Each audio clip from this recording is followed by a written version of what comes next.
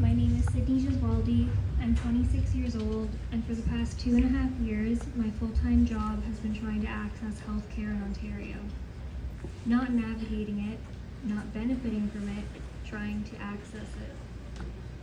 In that time, I've received over 10 neurosurgical referral rejections across the GTA and Southwest Ontario.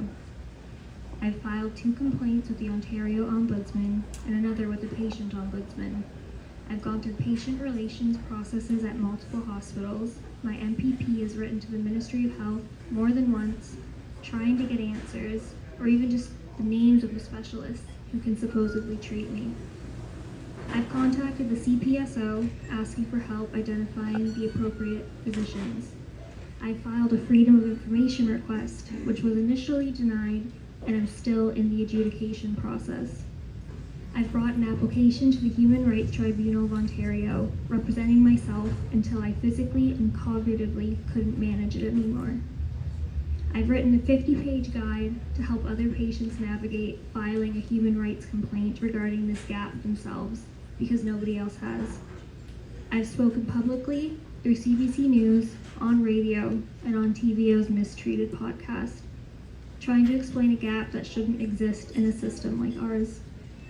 And yes, I've also cold emailed neurosurgeons at 2 a.m., not even sure if they treat my condition, but just asking and hoping that somebody might help me get my life back. And I wish I could say that all of this is unusual, but it's not. And that's the problem. This is not a story about a lack of effort from patients. It's not even about a lack of policy. On paper, Ontario has a pathway, the out-of-country program, for medically necessary care that cannot be provided here. But in practice, that pathway is not accessible because the requirements assume the existence of in-province specialists who, for this condition, do not functionally exist within a referral pathway patients can access. So patients like me are left in a loop, needing specialist support to apply, but unable to access the very specialist required to support our application. And the result is quiet.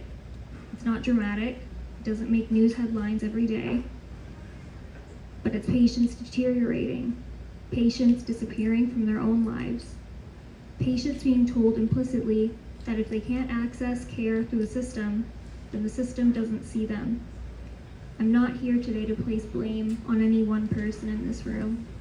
I'm here because the system, as it currently operates, is not working, and you are in a position to help fix that. Because this should not require 2.5 years of full-time effort. It should not require media advocacy and personal exhaustion just to access medically necessary care. And I'll be honest, if this were happening to your wife, your child, or somebody that you love, you wouldn't accept this process. You would expect a system that works. That is all we are asking for. A clear, functional pathway to access care when it is not available in Ontario.